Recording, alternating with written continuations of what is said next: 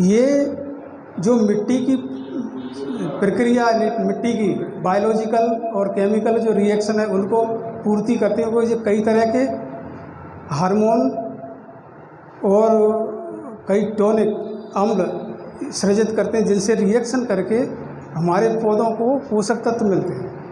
तो धीरे धीरे वो कम होते जा रहा है, उसका प्रभाव समाज पर दिखाई दे रहा है। क्योंकि अगर मिट्टी हमारी बीमार है, मिट्टी बीमार क्यों है कि उसकी जैव विविधता हम धीरे धीरे ख़त्म कर रहे हैं, ठीक है कि नहीं। जैव विविधता ख़त्म हो रही है तो जो पोषक तत्व हैं जो हमारे शरीर के लिए आवश्यक हैं, हमारे जानवरों के लिए आवश्यक हैं, वो उनके जो उत्पाद है उसमें धीरे धीरे कम होते जा रहे हैं। तो उस उत्पाद को हम लोग कंज्यूम कर रहे हैं, हम लोग खा रहे हैं, ठीक है कि नहीं। तो हमारे में क्या क्या कमी आ रही है समाज में, व्याप्त देख रहे हो आप लोग,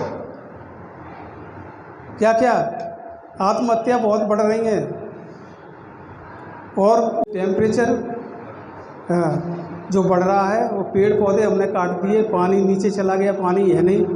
तो ये सारी सब चीज़ों को ध्यान में रखते हुए हमें जैव विविधता के संरक्षण के ऊपर ध्यान देना चाहिए। पुनः मैं धन्यवाद देता हूँ आपको।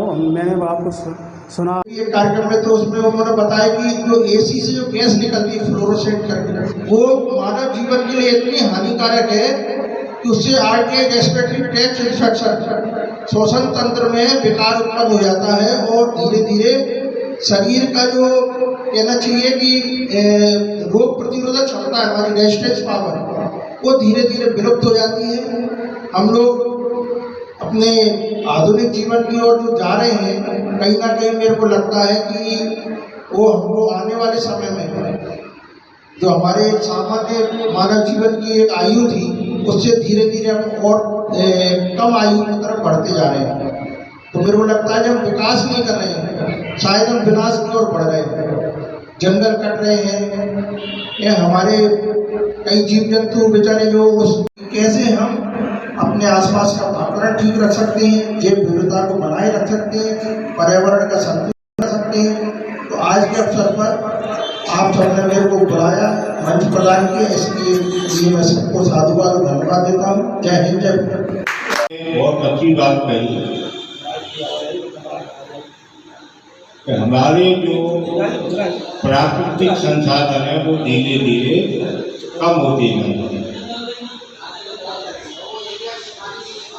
वो मैंने आपको पहले ही बताया कि 37% से घट के 70% पे आ जाना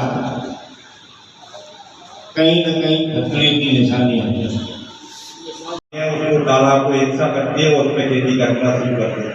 पानी कैसे रोके? हमने देखा है वर्षा का जल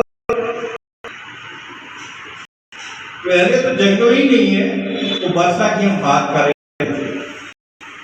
जंगल कटते जा रहे हैं, लोग उसको जंगलों को काटते जा रहे हैं और उस पर कब्जा करते जा रहे हैं और खेती